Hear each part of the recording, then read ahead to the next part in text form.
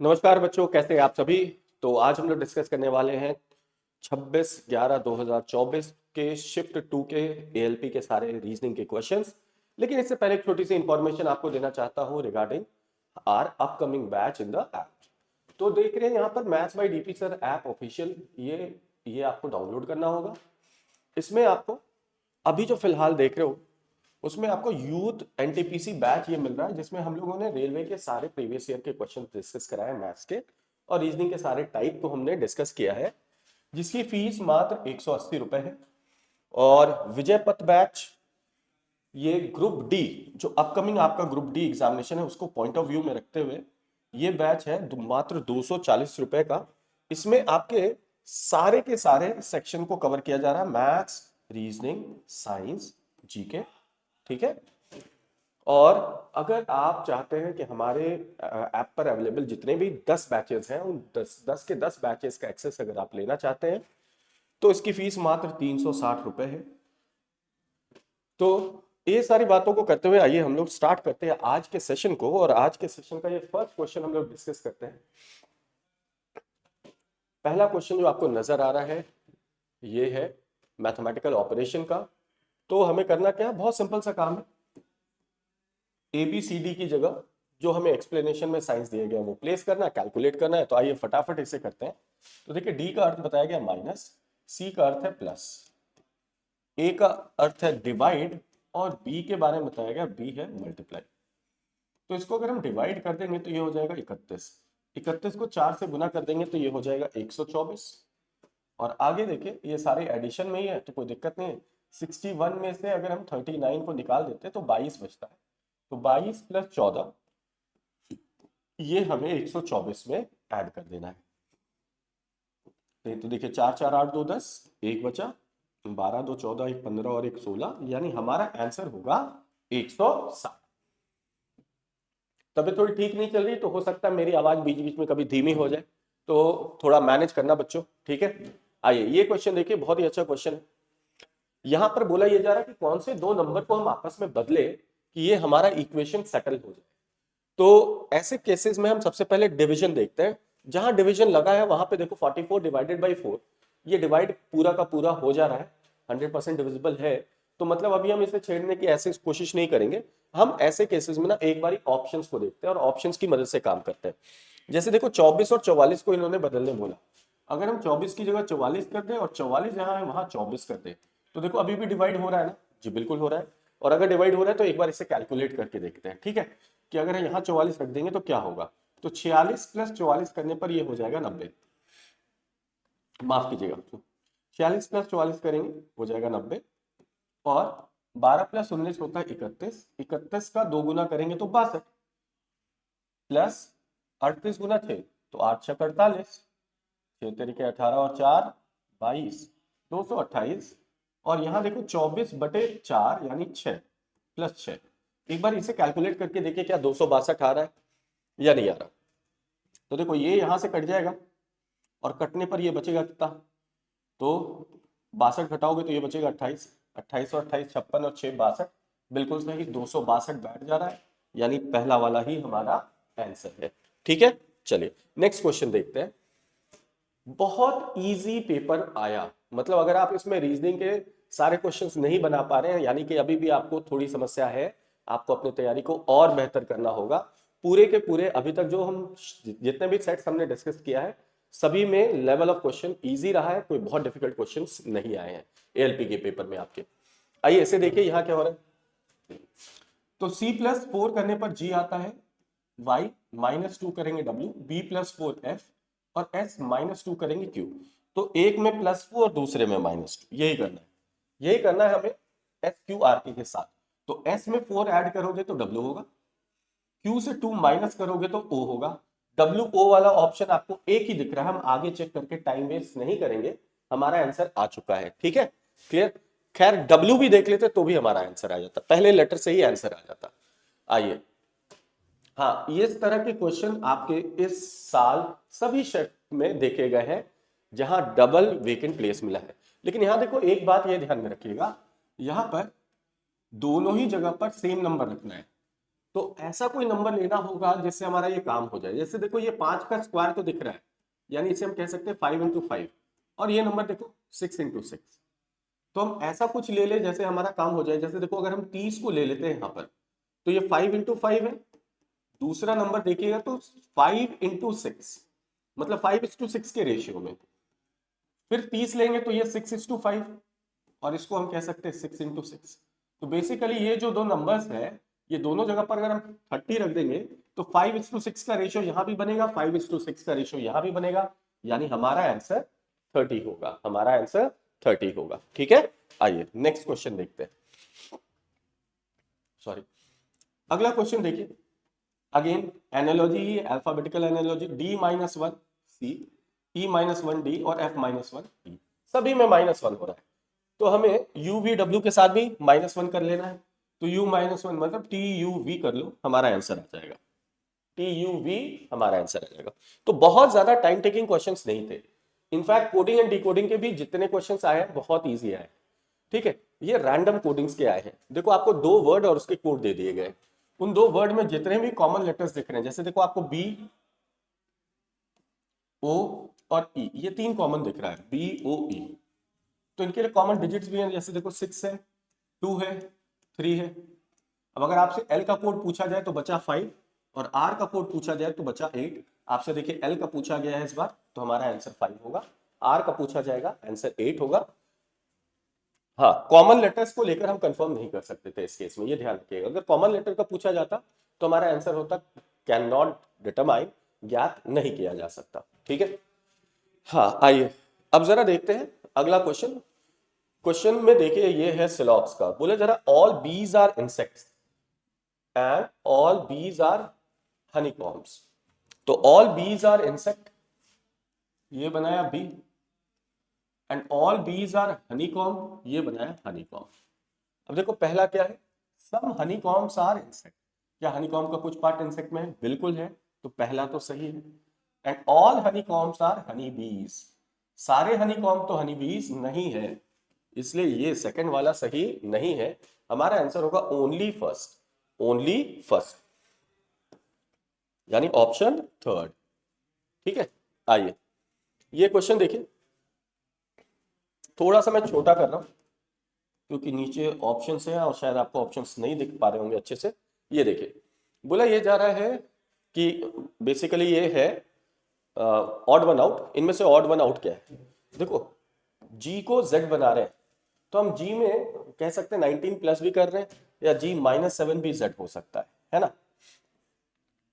जी से 7 लेटर पीछे भी z आता है, और k से 7 लेटर पीछे जाएंगे d, सी से भी 7 लेटर पीछे जाएंगे, यानी सी का नंबर 2 ध्यान रखना 3 भी होता है।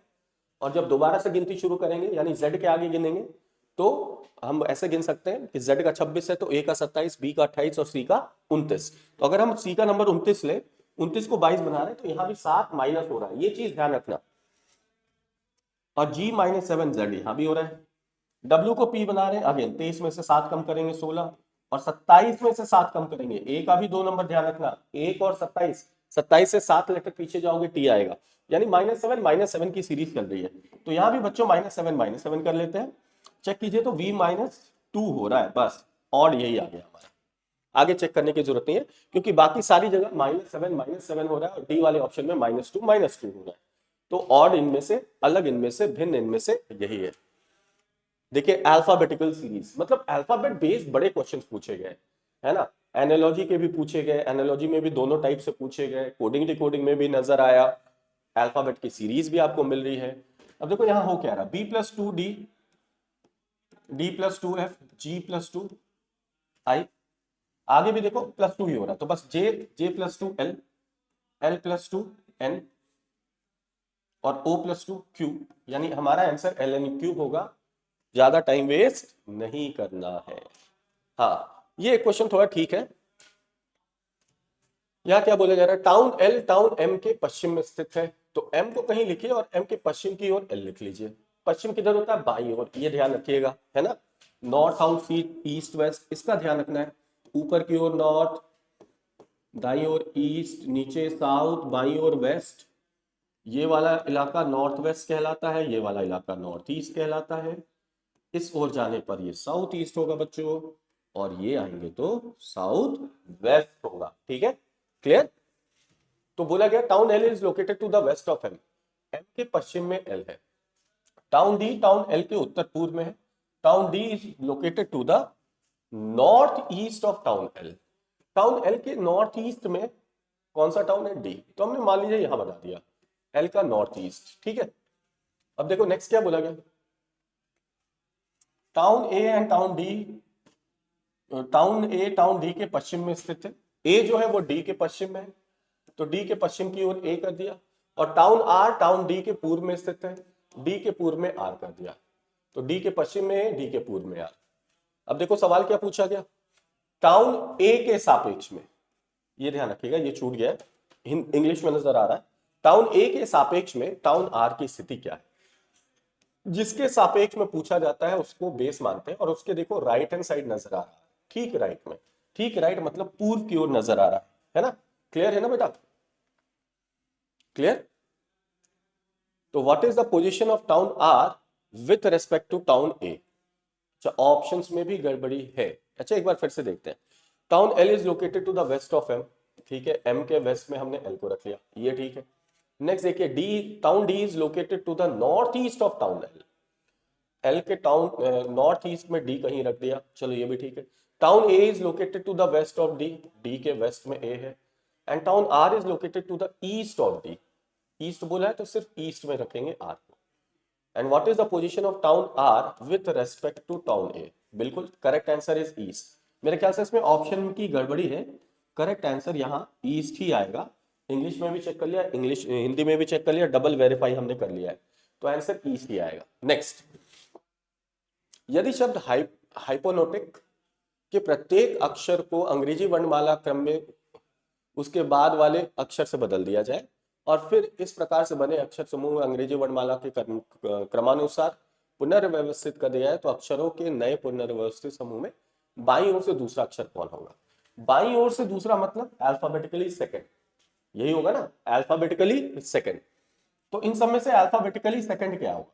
तो देखो, अल्फाबेटिकल फर्स्ट होगा तो सी, अल्फाबेटिकल सेकंड होगा एच, लेकिन इन्हें बदल दिया जा रहा है इनके ठीक अगले अक्षर से, यानी एच को बना दिया गया होगा आई, और अगर एच को आई बना दिया होगा तो हमारा आंसर आई होगा। हमारा आंसर क्या होगा बेटा? आई होगा। ठीक, इतना ही काम करना था। अब बच्चे क्या करने लगते हैं? बच्चे करने लगे हाइपोनोटिक लिखेंगे, उनको पहले सारे लेटर को उनको अगले लेटर से चेंज करेंगे, चेंज करने के बाद अल्फाबेटिकली असेंडिंग ऑर्डर में लगाएंगे और फिर देखेंगे दूसरे स्थान पर कौन आ रहा है बाईं ओर से। इतना नहीं किया जाता। हमें यही समझना है कि हम काम को कितनी जल्दी कर सकते हैं। क्वेश्चन को अगर हम पढ़े तो इसको कितनी जल्दी किया जा सकता है, ठीक है, कम से कम टाइम में हमारे क्वेश्चन का आंसर आ जाए बच्चों। चलो ये भी देखो, अल्फाबेट की ऑड वन आउट है, ठीक है। इसे देखिए, इनमें से ऑड कौन सा है बच्चों, ये निकालना है हमें। तो के क्यू एन, तो देखो हमें बस डिफरेंस चेक करना होता है, के plus 6q and q minus 3n, g plus 6m m minus 3j, r plus 6x x minus 3u, b plus 6h h minus 2 हो जा रहा है। बाकी सारे प्लस 6 माइनस 3 चल रहे हैं और यहाँ लास्ट वाला प्लस 6 माइनस 2 हो गया। देखो फिर से अल्फाबेटिकल सीरीज, मतलब अल्फाबेट पर बेस तो 7-8 क्वेश्चन आपके पेपर में नजर आ रहे हैं इस शिफ्ट में, और ये अगर है तो बहुत अच्छी बात है। देखो ए को जी बना रहे हैं तो a प्लस 6 होता है जी, सी को आई बनाने c प्लस 6 भी आई, d plus 6j and f plus 6 भी l। एक बार नेक्स्ट में भी चेक कर लो, क्या 6 का ही डिफरेंस है? Yes, g plus 6 m i plus, तो सभी में 6 ऐड हो रहा है, बिल्कुल हो रहा है। तो y में भी 6 जोड़ दीजिए, तो y में 6 जोड़ने पर e आएगा, a plus 6g, b plus 6h और j, तो e g h j हमारा आंसर होगा, जो कि नजर आ रहा है ऑप्शन सेकंड, ठीक है। देखो, जिसके बारे में एक्सपेक्टेशन था कि जहां से एएलपी में अच्छा क्वेश्चन पूछा जा सकता था वो थे नंबर्स के क्वेश्चन, लेकिन नंबर्स के क्वेश्चन भी बहुत सरल आए आपके पेपर में, चाहे वो नंबर सीरीज की बात करें, नंबर के एनालॉजी की बात करें, कोई बहुत डिफिकल्ट नहीं आया, ठीक है। अब जरा देखो यहाँ 184 और 242 के बीच का अंतर देखो, मैं अंतर को यहाँ लिख दे रहा हूँ, ठीक है। तो 42 में 16 ऐड कर लीजिए, 42 में 16 ऐड कीजिएगा तो 58 का अंतर है, यानी इनके बीच 58 का अंतर, ऐसे लिख दे रहा हूं, ठीक है, इनके बीच 58। अच्छा, इनके बीच कितने का अंतर है, तो 42 को बना रहे 75, तो 8 और 25 33 का अंतर है। यहां देखो तो फिर से 58 का अंतर, यहां फिर से 33 का अंतर, फिर से 58 का अंतर है, तो अगला अंतर भी बेटा 33 का हो जाएगा। तो 4 3 7, 2 3 5, आंसर। तो 58 33 ये डिफरेंस रिपीट होता जा रहा है, ठीक है। चलिए नेक्स्ट देखते हैं, अगला क्वेश्चन क्या है बेटा।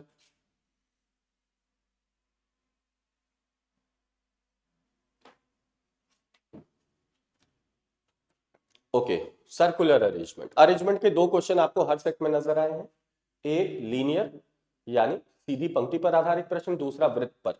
और हमें पता है चाहे क्वेश्चन सीधी पंक्ति का पूछे या वृत्त का पूछे, हम इन्हें एक लाइन पर ही रख के काम चला लेते हैं, 1 2 3 4 5 6 7। बस सर्कल में यह ध्यान रखना होता है कि सर्कल एक साइक्लिक फिगर है, यानी ये ऐसा नहीं कि ये छोर है दायां और बायां, मतलब इसके दाईं ओर जाना होगा तो हम घूमकर यहां आ सकते हैं, और इसके बाईं ओर जाने के लिए हम यहां आ सकते हैं, ये जरूर ध्यान में रखना, ठीक है। आओ देखते हैं क्या बोला जा रहा है। बोला ये जा रहा है ई डी के ठीक दाईं ओर बैठा, तो डी के दाईं ओर कौन है, ई। चलो अभी मैं यहां लिख दे रहा हूं, डी के ठीक दाईं ओर ई है। ए बी और डी का निकटतम पड़ोसी है, ए बी डी का निकटतम पड़ोसी, यानी डी के निकट ए भी होना चाहिए। अब डी के दाईं ओर तो ए हो नहीं सकता क्योंकि दाईं ओर बी है, तो इसका मतलब ये चार तो ऐसे ही आ जाए, आप चाहो तो इसे लिख लो भैया, B A D E, D के दाईं ओर ई, और ए जो है बी और डी का निकटतम पड़ोसी, यानी दोनों के बीच में है। एफ डी के दाईं ओर से दूसरे स्थान पर, तो डी के दाईं ओर दूसरा कौन है, एफ, तो हमने एफ को लिख लिया, ठीक है, क्लियर है। अच्छा 6 ही है, तब तो काम और भी आसान हो गया, लो भाई इसको हटा लो। अब इनमें से बचा कौन, सी, तो बेटा सी यहां आ जाएगा। तो पूछा गया डी, सी के डी के सापेक्ष में सी का स्थान क्या है। डी के सापेक्ष में या तो आप कह सकते हैं दाईं ओर तीसरा सी है, या बाईं ओर तीसरा सी है।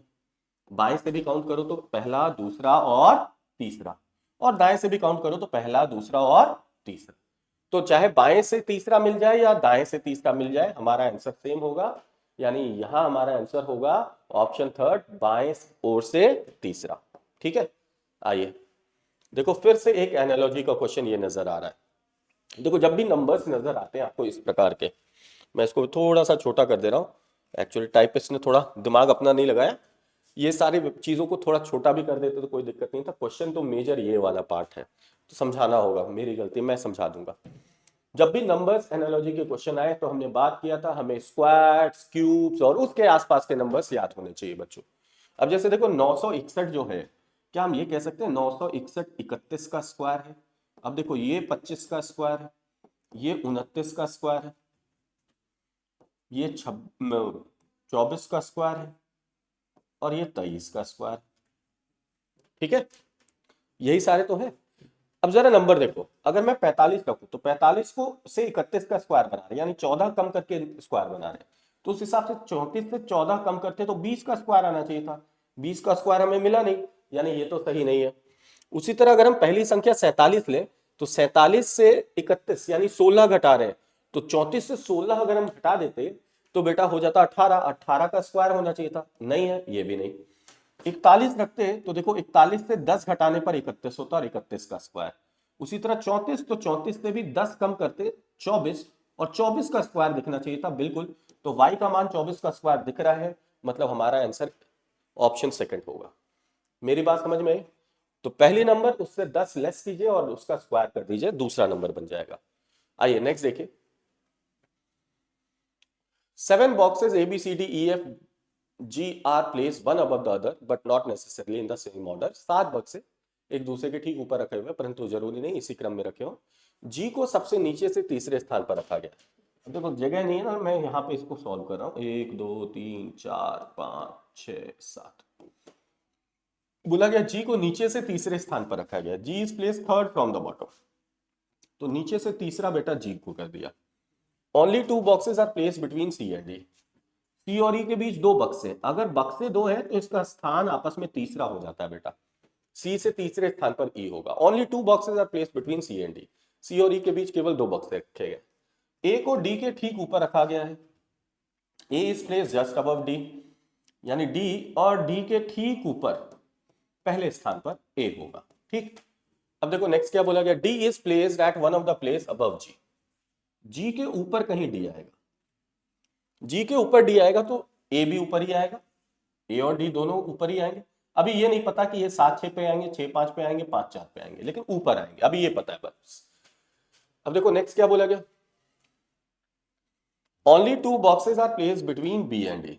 बी और ई के बीच भी केवल 2 बक्से रखे गए, यानी आप इसको ऐसे समझिए कि बी, ई से तीसरा बक्सा बी भी है और ई से तीसरा बक्सा सी भी है। इसका मतलब ई कहीं ना कहीं दोनों के बीच में होगा। अब या तो ई से तीसरे स्थान ऊपर सी हो और नीचे बी, या ऊपर बी और नीचे ई, ई के 3 स्थान नीचे सी। तो बी सी जो है ना, वो यही 2 स्थान ले पाएंगे और कोई स्थान संभव नहीं है। ठीक है, इससे देखो ये भी क्लियर हो गया कि ये कहां रखने पर ये काम बन सकता है। तो देखो सी और ई में से एक को यहां रखे, इससे पहला दूसरा तीसरा ई आ जाएगा, सी और बी में से ई आ जाएगा, और ई से पहला दूसरा तीसरा सी या बी में से दूसरा आना चाहिए। ये फिक्स हो गया। अब चूंकि ए डी ऊपर आने हैं तो बेटा ए और डी के लिए ऊपर आना है, इन्हीं 4 स्थानों में ए डी आना था, तो ए डी हमारा एडजस्ट हो जाएगा, बचा कौन, एफ। लेकिन देखो एक और बात हमें मिल गई है, लिखा हुआ बी को शीर्षतम स्थान पर नहीं रखा गया है, टॉप मोस्ट पोजीशन पर बी नहीं है। तो बी अगर सबसे ऊपर नहीं तो सबसे ऊपर सी, और अगर सबसे ऊपर सी तो सबसे नीचे बी, यानी इनका सीक्वेंस बनकर तैयार होता है ना। अब हमें बस क्वेश्चन आंसर करना, डी और बी के बीच कितने बक्से हैं। तो बी और डी के बीच 1, 2 और 3 बक्से हैं, 3 है, तो हमारा आंसर क्या होगा, 3। हमारा आंसर क्या होगा, 3। ठीक है, चलिए अगला क्वेश्चन देखिए। बोला जा रहा है यदि पार्किंग शब्द के प्रत्येक स्वर को अंग्रेजी वर्णमाला के क्रम में उसके बाद वाले अक्षर से बदल दिया जाए और प्रत्येक व्यंजन को अंग्रेजी वर्णमाला में उसके बाद वाले, दोनों में बाद है ना, तो टेंशन ही नहीं है, दोनों में बाद है मतलब नेक्स्ट लेटर लिख देना था, है ना। आगे देखिए क्या बोला गया, तो इस प्रकार से बने अक्षर समूह में से निम्नलिखित में से कौन सा अक्षर बाईं ओर से तीसरे स्थान पर होगा। तो भाई मेरे पहले ही काउंट कर लो, क्योंकि इनको अल्फाबेटिकली अरेंज करने नहीं बोला, जैसे है वैसे ही रहना चाहिए। तो बस बाईं ओर से तीसरा देखो आर, और आर का ठीक अगला लेटर लिख दो एस। हमारा आंसर आ गया। सॉरी, पूरे वर्ड पर काम नहीं किया जाता है, क्वेश्चन ने जो बोला है केवल उतना ही किया जाता है, ये चीज दिमाग में बिठा लो बेटा। हाँ, ये एक नया प्रकार का एनालॉजी जो है वो देखा गया आपके 5वें सेट में, अभी तक 4 सेट में ये वाली एनालॉजी नहीं थी। तो आइए इसको समझते हैं। 11, 44 और 2 हमें क्या करना होता है, इन 3 नंबर्स के बीच क्या संबंध है ये समझना होता है। देखो अगर हम 2 का स्क्वायर कर दें और इसको 11 से गुना कर दें, तो 2 का स्क्वायर होता है 4, 4 गुना 11, क्या बीच वाली संख्या 44 बन जा रही है। उसी तरह इसमें देखो तीसरी संख्या का स्क्वायर यानी 3 का स्क्वायर, और इसको 6 से गुना कर दो, तो 3 का स्क्वायर 6, 3 का स्क्वायर 9, 9 गुना 6 54, देखो बीच वाला नंबर बन रहा है। बस यही देखना है, यानी 2 का स्क्वायर करेंगे तो 4, लेकिन 4 को 7 से गुना करेंगे 28 होगा, ये तो नहीं होगा। 5 का स्क्वायर करेंगे 25, 25 गुना 10 250 होता है, ये भी नहीं होगा। तीसरी संख्या का स्क्वायर, 3 का स्क्वायर 9, 12 9 108 होता है, देखो ये जा रहा है। 4 का स्क्वायर करेंगे 16, और 16 गुना पहली संख्या 2, बीच वाली संख्या बन रही है क्या, बिल्कुल बन रही है, यानी यहां हमारा आंसर होगा 4th। ठीक है, क्लियर। आइए अब देखो क्वेश्चन नंबर 20 क्या है। क्वेश्चन नंबर 20 बेटा ये बोल रहा है कि यदि शब्द ब्लीच के प्रत्येक व्यंजन को अंग्रेजी वर्णमाला क्रम में उसके ठीक पहले वाले अक्षर से बदल दिया जाए, ठीक है, और प्रत्येक स्वर को अंग्रेजी वर्णमाला के ठीक उसके बाद वाले अक्षरों से बदल दिया जाए, तो इस प्रकार बने अक्षरों के नए समूह में निम्नलिखित में से कौन सा अक्षर 2 बार आएगा। ठीक है, कौन सा अक्षर 2 बार आएगा। तो आपको बस ये समझना है, क्या कोई लेटर रिपीट हो रहा है, नहीं। अब हम स्वर को अगले लेटर से बदल रहे हैं, यानी ए ई आई ओ यू को अगले से बदल रहे हैं, तो ए ई आई ओ यू, ठीक। इनको जब हम अगले लेटर से बदलेंगे तो ये बी बनेगा, ये एफ बनेगा। ठीक है, अब मेरी बात को सुनते जाना। आई का नेक्स्ट लेटर होगा जे, ओ का नेक्स्ट लेटर पी, यू का नेक्स्ट लेटर पी। ठीक है, अब ऐसे लेटर्स को आपको गौर करना है। अब हम कॉन्सोनेंट के तो ठीक पहले वाला ले रहे हैं, वॉवेल का नेक्स्ट और कॉन्सोनेंट का प्रीवियस। वॉवेल का ध्यान से सुनना, वॉवेल का नेक्स्ट है, कॉन्सोनेंट का प्रीवियस, यानी वॉवेल में +1 कर रहे हैं और कॉन्सोनेंट में -1 करने पर सेम लेटर आना चाहिए। यानी वॉवेल से 2 लेटर आगे वाला अगर कोई कॉन्सोनेंट है, कोई कॉन्सोनेंट है, तो वही हमारा आंसर होगा। वॉवेल +2 करने पर वो कॉन्सोनेंट दिख जाए। देखो a + 2 c हो रहा है, दिख रहा है, यानी कि हमारा आंसर होगा बी। बी आपको 2 बार दिखेगा, देखो a +1 b और c -1, ये भी b, 2 बारी b आ गया ना, हमारा काम हो गया। मतलब हमें बेसिकली ऐसे 2 लेटर देखने थे जिसमें से एक वॉवेल हो और दूसरा कॉन्सोनेंट है, और वॉवेल +2 करने पर वो वाला कॉन्सोनेंट बन जा रहा हो, तो दोनों के जो बीच वाला लेटर होता वही हमारा आंसर होता। तो यहाँ ए और सी के बीच में आता है बी, तो बी इसलिए हमारा आंसर होगा। आइए क्वेश्चन नंबर 21 देखिए, ये बहुत अच्छा क्वेश्चन है एज बेस्ड प्रॉब्लम का। बोला गया Amita is 2 years older than her friend Amrita. ठीक है, मैं क्या करूँ ना, एक अलग से स्लाइड ले लेते हैं और उसी स्लाइड में से सॉल्व करते हैं। आइए, बोला गया Amita is 2 years older than her friend Amrita. ठीक है, मान लीजिए अमृता को हमने x मान लिया, ये अमृता की एज है, तो अमिता की एज क्या होगी? अमिता की एज क्या? तो बेटा अमिता की एज, अमिता इससे 2 साल बड़ी हो गई, यानी अमिता की एज जो होगी वो x + 2 होगी। तो अमृता की x है तो अमिता की x + 2। ठीक है, Amita's father is twice as old as Amita. Amita के जो फादर होंगे, अमिता के फादर जो होंगे, उनकी एज अमिता के 2 गुनी, मतलब अमिता की अगर x + 2 है तो ये हो जाएगा इनके फादर की एज इसकी 2 गुनी, यानी x + 2 का 2 गुना इनके पिता की एज हो जाएगी। ठीक है, नेक्स्ट देखिए क्या बोला गया, and Amrita is twice as old as her sister. Amrita जो है वो अपनी सिस्टर के एज के 2 गुनी है, यानी x का मान 2 गुना कब हो सकता है? जब सिस्टर का एज x/2, सिस्टर का एज अगर x/2 है तो अमृता का एज 2 गुना हो जाएगा, 2 से गुना करोगे तभी जाकर x बनेगा। बस अब आपका काम क्या है ये देखिएगा, बोला गया the difference between Amita's father's and Amrita sister age is 43।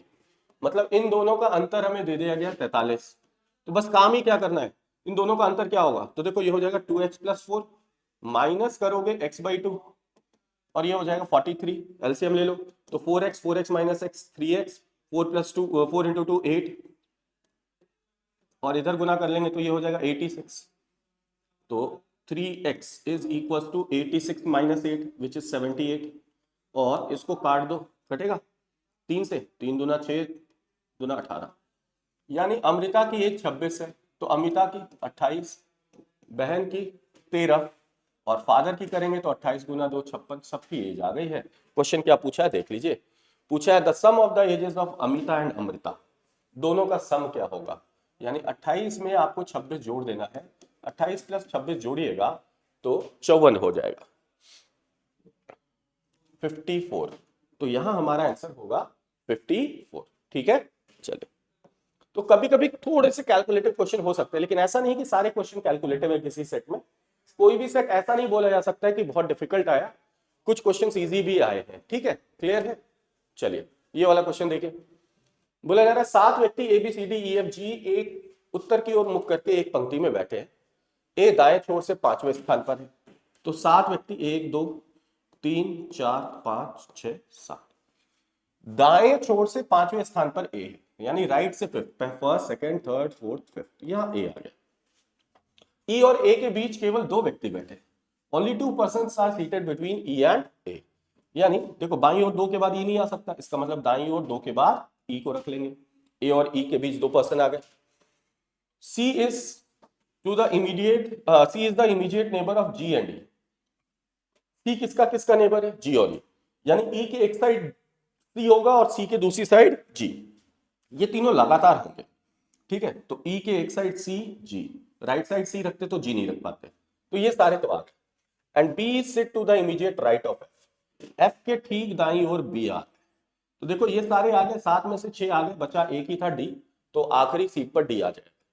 पूछा जरा how many persons are seated between D and B, D और बी के बीच कितने व्यक्ति बैठे हैं, ये रहा बी, ये रहा डी, हमारा काउंट कर लें 1 2 3 4, हमारा आंसर होगा option fourth 4, 4 persons are seated between B and G. Analytical का ये क्वेश्चन देखिए, बोला ये जा रहा है कल रात काटपाड़ी जंक्शन में एक बड़ा रेल हादसा हुआ जहां जीटी एक्सप्रेस के 7 बोगियां दुर्घटनाग्रस्त हो गई और पटरी से उतरकर पटरी पार करके जा गिरी। So a major railway accident occurred at Katpadi junction last night where 7 bogies of the GT Express derailed and fell across the track। तो एक ट्रेन दुर्घटना हो गई है बेसिकली। अब इसका असर क्या पड़ता है, किसी भी ट्रेन दुर्घटना का असर क्या पड़ता है, यही तो असर पड़ता है कि भैया उस रास्ते से गुजरने वाली जो भी ट्रेन होंगी वो लेट होने लगेंगी क्योंकि वहां से गुजर नहीं पाएंगे। तो देखो पहला क्या है, काटपाड़ी चेन्नई मार्ग पर कई ट्रेनें आज कई घंटों की देरी से चल रही है, बिल्कुल ये बिल्कुल सॉलिड इफेक्ट है बेटा, ये तो होगा ही होगा। बेंगलुरु रेलवे स्टेशन बुकिंग काउंटरों पर लंबी कतारें देखेगी। अब long queues were seen in the at railway ticket booking counters in Bengaluru. इसका क्या प्रभाव है, मतलब ट्रेन एक्सीडेंट का प्रभाव क्या ये हो सकता है कि भैया वहां लंबी लाइनें लगी हुई ट्रेन की, नहीं टिकट काउंटर की। तो टिकट काउंटर में ट्रेन एक्सीडेंट का असर किसी स्टेशन के टिकट काउंटर में भीड़ बढ़ाकर तो संभव नहीं है, तो सेकंड तो नहीं है इफेक्ट। तीसरा, railways have decided to run 2 holiday special trains between Kolkata and Patna. अब इसका इस ट्रेन जीटी एक्सप्रेस के एक्सीडेंट से क्या संबंध, कोई संबंध नहीं है, ये तो बिल्कुल अलग बात है हॉलिडे स्पेशल ट्रेन को चलाना। यानी इनमें से जो एक्सीडेंट का प्रभाव है वो सिर्फ पहला वाला हो सकता है और कोई संभव नहीं है।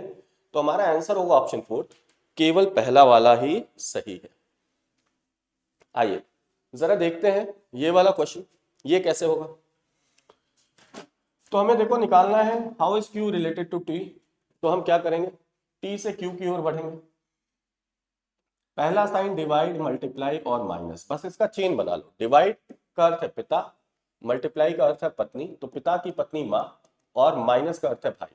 तो पिता की पत्नी माँ और माँ का भाई, माँ का भाई, हमारा आंसर आ गया माँ का भाई।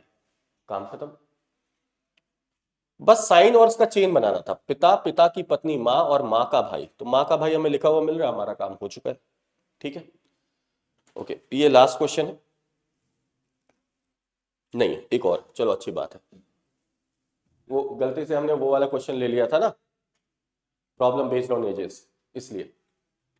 तो कोडिंग एंड डिकोडिंग ये भी बड़ा सिंपल है, कॉमन वर्ड कॉमन कोड, यही रूल लगाना है, कोई बहुत ज्यादा इसमें दिमाग लगाने की जरूरत है नहीं। देखो इन दोनों में लॉस्ट कॉमन है, तो भैया इन दोनों में जो कोड कॉमन होगा वही लॉस का होगा, ई जेड। और आपको देखो निकालना इसी का था, लॉस का, तो हमारा आंसर आ गया ई जेड। ई जेड हमारा आंसर हो गया बच्चों। ओके, लास्ट क्वेश्चन भी देखिए, सिलॉक्स का ही है।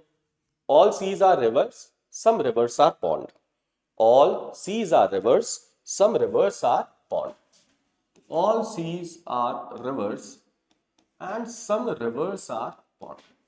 ठीक है, ये वेन डायग्राम हमने बना लिया। अब देखो ऑल पॉन्ड्स आर सीज, क्या सारे पॉन्ड सी है, नहीं है जी। सम सीज आर पॉन्ड, ये भी हम नहीं कह सकते क्योंकि सीज का कोई भी पार्ट पॉन्ड में नहीं दिख रहा। ठीक है, तो हमारा आंसर होगा ना तो निष्कर्ष 1 और ना ही निष्कर्ष 2 अनुसरण करते। तो बच्चों ये थे आपके 25 के 25 क्वेश्चन जो आपके एएलपी के 26 तारीख के सेकंड शिफ्ट में पूछे गए सारे क्वेश्चंस थे। आई होप ये सारी की सारी चीजें आपको समझ में आई होंगी। क्वेश्चंस हमने किस तरीके से अप्रोच करना है, ये अप्रोच भी सीख रहे होंगे। एग्जामिनेशन देखो, क्लास में पढ़ने का तरीका अलग होता है, लेकिन एग्जामिनेशन में जब हम जाते हैं ना तो उसको अप्रोच करने का वहां पर क्वेश्चन का तरीका अलग होता है, क्योंकि क्लास में हमारा फोकस कंसेप्ट पर होता है और एग्जाम में कंसेप्ट के साथ साथ अगर किसी क्वेश्चन में शॉर्ट ट्रिक्स लग रहे हैं तो वहां वो लगाना भी जरूरी होता है। तो आई होप आप लोगों को ये वीडियो पसंद आ रहा होगा। तो मिलते हैं बच्चों नेक्स्ट सेशन में, और अगले सेशन में हम लोग डिस्कस करेंगे 26 नवंबर के तीसरे शिफ्ट के सारे क्वेश्चन को। और हाँ, अगर ये वीडियो पसंद आ रहा है तो इसे लाइक कीजिए, हमारे चैनल को सब्सक्राइब कीजिए और maths by DP sir official app को डाउनलोड करना ना भूलें। तो बहुत बहुत धन्यवाद आपका।